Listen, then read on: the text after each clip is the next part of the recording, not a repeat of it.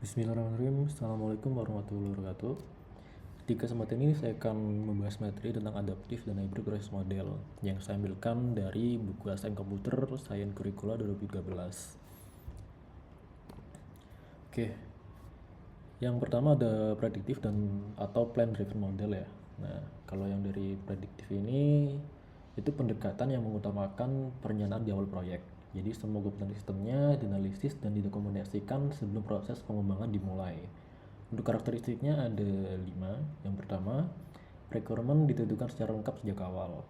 Yang kedua, pengembangan berjalan secara berurutan atau linear. Yang ketiga, dokumentasi sangat detail.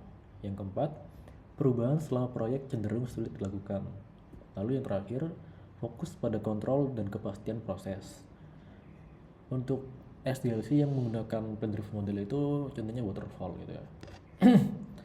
Kelebihannya, proses lebih terstruktur dan mudah dipantau, lalu cocok untuk proyek dengan kebutuhan stabil dan dokumentasi lengkap memudahkan audit serta pemeliharaan. Kekurangannya sendiri itu kurang fleksibel terhadap perubahan. Dan yang kedua, jika ada kesalahan terkena di awal, biaya revisi itu bisa sangat besar. Dan yang ketiga, pengguna harus menunggu lama untuk melihat hasil akhirnya. Untuk plan-driven model ini cocok digunakan untuk sistem perbankan, sistem pemerintahan, proyek dengan regulasi yang ketat atau birokrasi yang ketat, dan proyek yang itu mungkin kebutuhannya sudah jelas sejak awal, jadi minim resiko dalam pembuatannya. Dan yang kedua ada adaptive atau agile model. Di model adaptive ini dirancang untuk menghadapi perubahan kebutuhan selama proses pengembangan berlangsung. Jadi pengembangan dilakukan secara bertahap dan berulang atau iteratif. Untuk karakteristiknya sendiri ada 5. Yang pertama, requirement dapat berubah selama proyek berjalan. Yang kedua, pengembangan dilakukan dalam iterasi yang singkat. Yang ketiga, kolaborasi dengan pelanggan sangat penting. Yang keempat, fokus pada pengiriman fitur yang cepat dan berkelanjutan. Yang kelima, lebih fleksibel dibanding predictive model. Nah, contohnya yang pakai adaptif ini ya, itu Agile, Scrum, dan XP atau Extreme Programming. Untuk kelebihannya sendiri itu mudah menyesuaikan perubahan kebutuhan, jadi adaptif gitu. Yang kedua, pengguna dapat melihat hasil lebih cepat, nggak harus nunggu deploy server dulu. Yang ketiga, risiko kesalahan requirement lebih kecil karena evaluasi dilakukan terus-menerus. Untuk kekurangannya sendiri itu dokumentasi sering kurang detail karena bertahap tadi ya. Yang kedua, membutuhkan komunikasi tim yang sangat baik. Nah, yang terakhir itu sulit memperkirakan biaya dan waktu secara pasti. The Adaptive ini cocok digunakan untuk startup, aplikasi mobile atau sistem yang sering berubah gitu. Jadi produk-produk yang inovatif yang kedepannya itu sering ada perubahan itu cocok pakai ini. Oke. Hybrid proses model. Nah, ini itu model pengembangan perangkat lunak yang menggabungkan pendekatan tradisional dan pendekatan agile agar proyek itu lebih fleksibel tetapi tetap terkontrol. Nah, gitu. Jadi inti konsepnya itu hybrid model ini dibuat karena model tradisional seperti waterfall memiliki perencanaan yang rapi dan stabil. Sedangkan di agile itu lebih cepat beradaptasi terhadap perubahan. Dengan menggabungkan keduanya, tim itu dapat memperoleh struktur proyek yang jelas dan sekaligus kemampuan menyesuaikan kebutuhan selama pengembangan. Nah, komponen utama hybrid model itu ada stabilitas. Ini dari konvensional tadi ya, yang dari waterfall. Jadi ini itu untuk perencanaan anggaran, penjadwalan proyek, dokumentasi, pengelolaan target jangka panjang. Bagian ini membantu proyek tetap terorganisir dan mudah dikontrol. Yang kedua ada agilitas atau pendekatan dari agile yang modern. Nah, di sini pakai metodenya seperti Scrum atau Sprint untuk pengembangan fitur, pengkodean, pengujian bertahap sampai penyesuaian kebutuhan pengguna. Jadi di bagian itu buat tim lebih cepat merespon perubahan dan feedback dari klien gitu ya. Nah, tujuannya hybrid model ini untuk menyeimbangkan kontrol dan perencanaan dari model tradisional dengan fleksibilitas dan kecepatan dari agile. Jadi ngambil keuntungan kedua-duanya gitu. Kelebihannya sendiri itu pertama lebih fleksibel dibandingkan waterfall murni. Yang kedua, tetap memiliki struktur proyek yang jelas. Yang ketiga, cocok untuk proyek besar yang membutuhkan dokumentasi tetapi juga perubahan yang cepat. Yang keempat, mempermudah koordinasi antara manajemen dan tim developer. Kekurangannya, implementasi lebih kompleks. Itu yang pertama. Yang kedua, membutuhkan manajemen yang baik agar kedua pendekatan dapat berjalan yang seimbang. Jadi nggak ada yang tumpang tindih persentasenya. Yang ketiga, risiko konflik proses juga aturan kerja tidak jelas. Jadi harus diperjelas bagaimana hybrid ini dilakukan. Untuk contoh penggunaannya bisa digunakan untuk sistem pemerintahan, proyek enterprise, pengembangan aplikasi perusahaan yang mungkin sudah ada di refaktor gitu ya. Nah, terus ada pengembangan software yang skalanya besar, yang itu membutuhkan stabilitas sekaligus adaptasi yang cepat. Nah, di sini ada prevalensi penggunaan mode proses. Di slide ini membahas tren penggunaan model proses lunak berdasarkan literatur yang saya ambil ACM 2013 tadi itu. Poin utamanya, model hybrid menjadi pendekatan yang semakin populer di industri untuk akhir-akhir ini ya. Nah, banyak organisasi menggabungkan waterfall untuk perencanaan dan dokumentasi. Untuk agile-nya digunakan dalam pengembangan iteratif dan fleksibel. Oke. Lalu pertanyaannya, kenapa mengombinasikan model gitu ya? Yang pertama tentunya dari mitigasi risiko, model hybrid itu membantu mengurangi risiko proyek. Nah, pertama mungkin dari pendekatan agile digunakan untuk iterasi cepat sehingga masalah dapat ditemukan lebih awal. Lalu yang kedua, pendekatan konvensionalnya atau tradisionalnya pakai waterfall gitu ya, tetap digunakan untuk menjaga dokumentasi, kontrol dan kepaduan regulasi. Contohnya pada pengembangan sistem perbankan, fitur aplikasi dapat dikembangkan secara agile, tetapi proses keamanan dan audit tetap mengikuti prosedur formal. Jadi tetap mengikuti tahapan-tahapan yang sudah ditentukan dari awal. Yang kedua ada customisasi tim. Setiap tim dalam organisasi memiliki kemampuan dan cara kerja yang berbeda. Tim yang kreatif dan dinamis bisa memakai agile, sedangkan tim yang membutuhkan struktur dan koordinasi ketat bisa memakai model tradisional atau waterfall. Dengan hybrid model, perusahaan itu dapat menyesuaikan proses kerja sesuai kebutuhan masing-masing dari timnya tanpa memaksa semua menggunakan satu metode yang sama. Jadi disesuaikan dengan kebutuhannya, apakah tim ini itu sudah expert di modern SDLC atau masih di konvensional SDLC. Lalu yang ketiga, dari segi efisiensi biaya, hybrid model itu membantu menghemat waktu dan biaya proyek. Nah, bagi sistem yang sudah jelas, itu tidak perlu banyak perubahan atau dokumentasi berulang. Lalu, tim juga dapat fokus pada area yang benar-benar membutuhkan iterasi dan pengujian intensif. Akibatnya, produktivitas bisa meningkat, pekerjaan lebih fleksibel, dan sumber daya digunakan lebih efisien.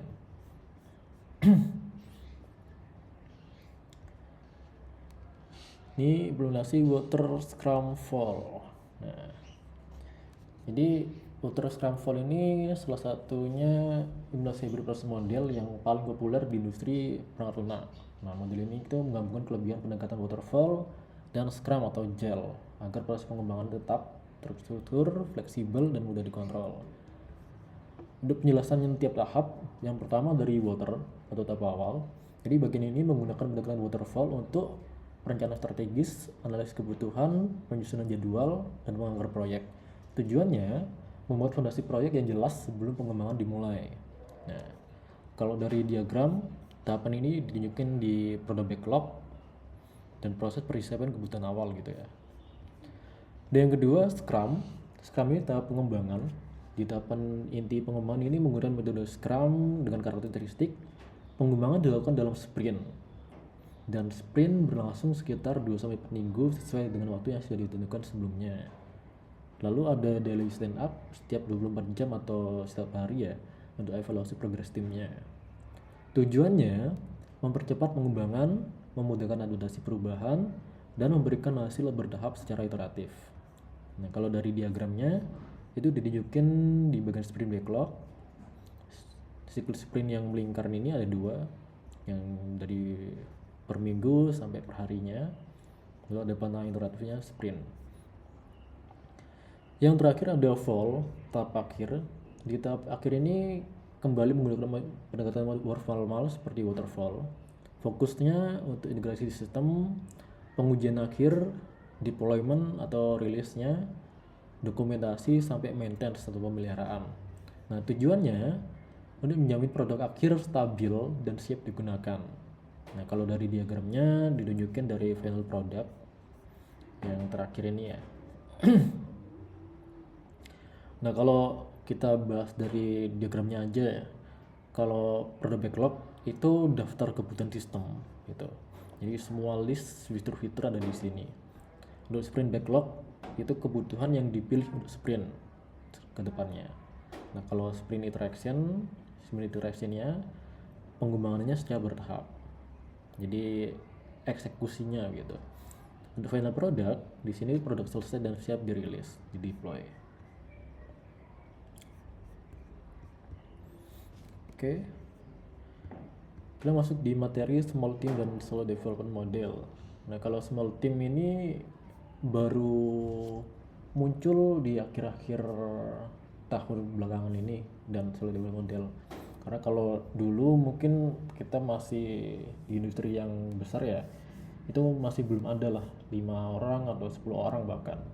Itu pasti ada 20 orang lebih untuk satu tim itu biasanya. Oke. Jadi small team model itu model yang biasanya pakai tim berukuran kecil yang biasanya terdiri dari 2 sampai 10 orang. Itu disesuaikan dengan skala proyek yang akan dikerjakan. Untuk karakteristik utamanya komunikasi verbal lebih dominan karena anggota tim itu lebih sering berdiskusi langsung dibanding menggunakan dokumentasi formal yang kompleks. Jadi ini bisa pakai Scrum tadi itu ya, yang ada daily stand up gitu. Lalu perannya itu bersifat generalis. Jadi satu orang dapat menangani beberapa tugas sekaligus seperti analisis, coding, testing, hingga deployment. Jadi semuanya itu merangkap saling backup. Lalu yang ketiga ada koordinasi lebih cepat. Jadi karena jumlah anggotanya sedikit, pengambilan keputusan dan penyelesaian masalah dapat dilakukan lebih efisien tanpa ada birokrasi yang memakan waktu lebih banyak. Nah, kelebihannya cepat beradaptasi terhadap perubahan karena timnya kecil, jadi kalau ada perubahan itu bisa langsung satu gitu. Lalu komunikasinya lebih efektif dan pengembangan lebih lincah atau agile karena timnya kecil. Nah, tantangannya ketergantungan tinggi pada tiap anggota karena kan generalis ya, jadi saling backup itu. Yang kedua, risiko overload pekerjaan jika pembagian tugas tidak seimbang. Jadi walaupun generalis petugasnya tapi tetap harus seimbang masing-masing orangnya itu tugasnya. Nah, kalau yang kedua, solo development model ini pengembangan perangkat lunak yang dilakukan oleh satu orang saja. Jadi solo, mengerjakan sendiri dia. Fokus utamanya di disiplin diri, developer harus mampu mengatur target, kualitas, dan konsistensi kerja sendiri. Lalu manajemen waktu pribadi, mengatur jadwal sangat penting agar pekerjaan tetap terorganisir dan tidak terjadi burnout. Yang ketiga, pemanfaatan alat otomatisasi. Contohnya seperti Git, automated testing, CI/CD, task management gitu. Apalagi kalau di akhir-akhir ini kan ada fake code ya. Nah, itu bisa banget pakai fake code.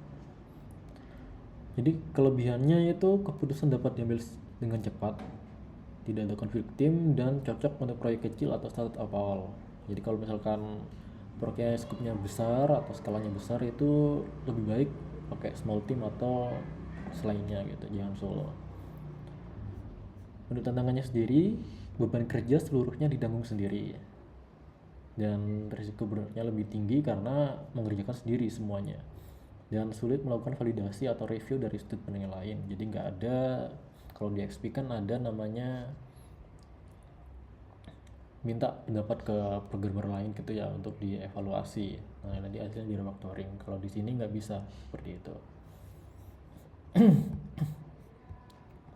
Oke, perbandingan karakteristiknya kalau dari solo development dari si komunikasi komunikasinya bersifat internal atau dengan diri sendiri gitu ya.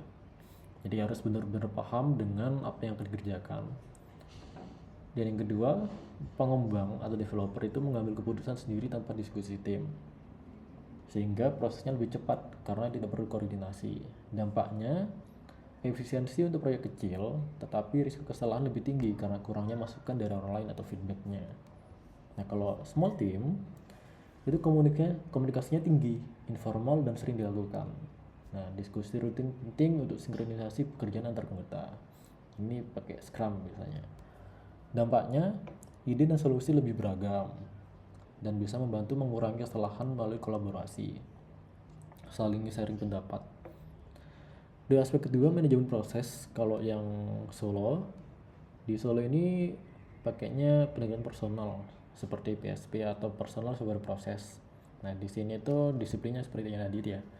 Yang saya jelaskan ada estimasi waktunya, kualitas kerja, sampai pengelolaan tugas pribadi. Untuk ciri-cirinya sangat bergantung pada kemampuan manajemen diri developer. Jadi sejauh mana dia memahami proyek yang akan dikerjakan itu. Untuk small team biasanya itu menggunakan metode ringan seperti Agile atau Scrum. Nah, tujuannya membagi pekerjaan lebih terstruktur dan memastikan koordinasi dan progres tim tetap berjalan. Dari risiko utamanya, kalau solo, risiko terbesar itu burnout karena kelelahan itu semua pekerjaan dilakukan sendiri ya. Jadi nggak ada pembagian tugas, semua 100% proyek itu dikerjakan sendiri. Lalu yang kedua ada bias pribadi, jadi keputusan kurang objektif karena tidak ada review dari orang lain, nggak ada sharing-sharing pendapat, nggak ada kayak sudut pandang yang lain. Nah, kalau small team, risiko terbesarnya itu konflik interpersonal, jadi ada perbedaan pendapat, komunikasi kurang efektif, sampai pembagian tugas yang tidak seimbang. Dampaknya dapat memperlambat pengembangan jika tidak dikelola dengan baik.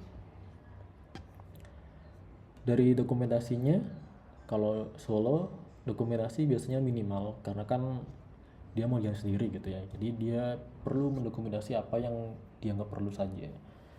Lalu pendekatannya code as documentation, jadi kode dianggap cukup menjelaskan sistem.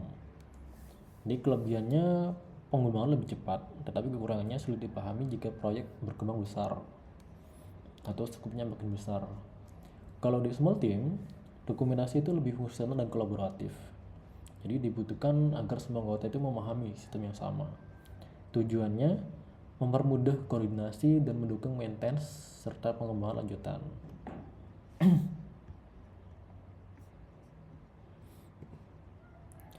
Oke. Nah, di sini best practice-nya setelah development model atau kita ketika dapat project dan kita pengen ngerjakan sendiri pakai vibe code gitu ya. Kalau di Solo ini sangat dianjurkan pakai PSP dan di personal suara proses. Jadi tujuan PSP itu membantu estimasi waktu kerjanya, mengontrol kualitas software, sampai mengelola produktivitas pribadi. Nah, kenapa penting pakai ini? Karena tidak ada manajer atau tim yang mengawasi secara langsung estimasinya itu. Jadi developer itu harus mampu membuat target sendiri, mengevaluasi progres, sampai menjaga konsistensi kerja. Nah, dampak positifnya ketika melakukan ini itu pekerjaan lebih terstruktur dan kesalahan dapat dikurangi sejak awal. Jadi kedepannya akan minim kesalahan. Untuk otomatisasi pengujian, nah kalau di sini itu lebih bagus pakai unit testing otomatis dengan alasan kalau solo itu tidak ada peer review manual seperti di XP gitu ya, peer review. Lalu tidak ada QA tim khusus, jadi nggak ada orang-orang yang akan menguji atau mereview hasil kode kita. Jadi pengujian otomatis ini jadi cara utama untuk memastikan kode tetap berjalan dengan benar. Contohnya pakai unit testing, automated testing, pakai CI gitu. Nah, manfaatnya mengurangi bug, mempercepat pengecekan sistem, dan membantu menjaga stabilitas aplikasi saat ada perubahan kode. Yang ketiga ada version control. Di sini biasanya pakai Git, GitHub atau GitLab gitu ya. Nah, fungsi utamanya menyimpan riwayat perubahan kode, ada historinya, dan mengelola eksperimen fitur, bahkan sampai mungkin rollback jika terjadi kesalahan. Jadi kalau ternyata kode terbaru ini ada kesalahan, jadi bisa di rollback ke kode yang sebelumnya versinya. Dampaknya, pengembangan itu lebih aman dan terorganisir, dan risiko kehilangan kode dapat diminimalkan. Yang terakhir ada manajemen waktu. Solo developer itu harus mampu menjaga fokus dan produktivitas. Jadi teknik yang disarankan itu bekerja fokus selama kurang lebih 25 menit, istirahat singkat setelahnya. Nah, kalau dari time boxing atau menentukan batas waktu khusus untuk suatu tugas. Jadi untuk jam-jam tertentu ditentukan nih prioritasnya tugas mana gitu. Nah, tujuannya menghindari burnout, menjaga konsentrasi, dan membantu menyelesaikan tugas lebih konsisten.